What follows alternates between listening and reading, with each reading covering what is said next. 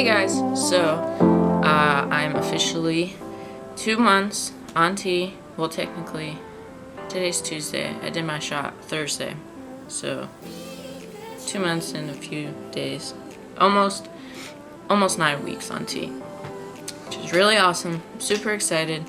And so for this week's video, I wanted to do how I knew I was trans. So start off with that, I had no idea.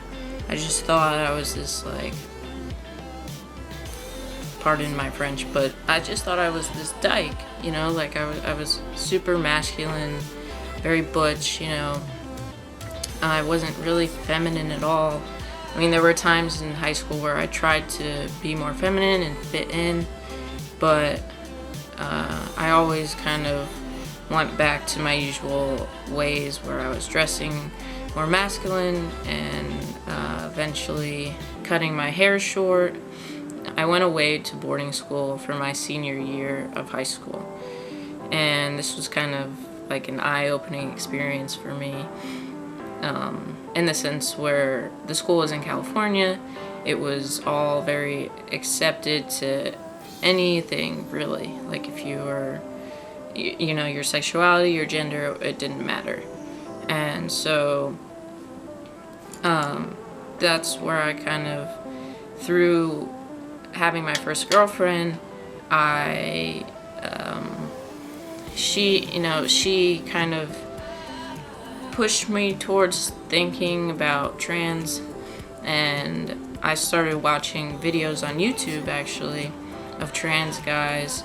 I mean, this was about 6 years ago. And during those videos, when I would watch those videos of these guys transitioning, I would get so happy. They would make me so unbelievably happy. And I don't know, I didn't really know how to think about it. And then for a minute I was like, oh, like, yeah, I'm trans, like, I want to transition. And so that winter break I went home and I brought it up to my mom, and she kind of just dismissed it. And she had every right to, honestly, because I was young and naive, and it was just not the right time. And so after that, I finished boarding school, and I broke up with this girl, and after that I was like, oh my gosh, I just thought I was trans because I was so in love with her. Like, she wanted this, and so I wanted it.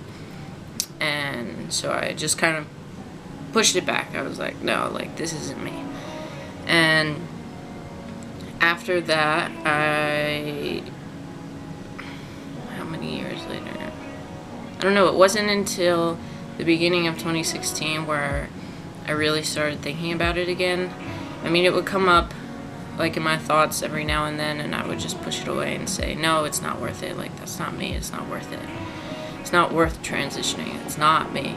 In the beginning of 2016, I started thinking about it again more persistently, and every time I thought about it, it would make me really emotional. Like, really emotional. I would go to work and it would be like, come on, Alex, like, push yourself, like, put yourself together, like, you cannot cry at work. This is not the place. Just pull yourself together. And it was really hard for that month of January.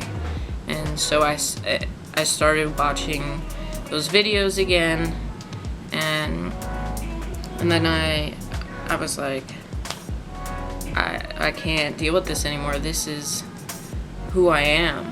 And so I came out to some friends and family, and they helped me with it, and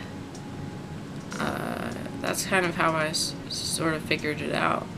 And another part that kind of freaked me out about it was I definitely was in denial for those 5 years.